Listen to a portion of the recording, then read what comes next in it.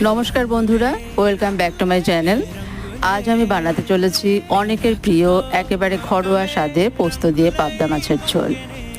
প্রথমে মাছগুলোকে নুন, হলুদ ও তেল দিয়ে ভালো করে মেখে নেব। তারপর কড়াইয়ে তেল দিয়ে মাছগুলো ভেজে নেব। এবার মাছ ভাজা তেলে চিরা কাঁচা লঙ্কা ও কালো জিরে দিয়ে তাতে দিয়ে দেব আগে থেকে বেটে রাখা পোস্ত ও কাঁচা লঙ্কা বাটা। এবার একটু নেড়ে নিয়ে তাতে স্বাদ মতো নুন ও হলুদ দিয়ে দেব। আবারও একটু নাড়িয়ে নিয়ে জল দিয়ে দেব।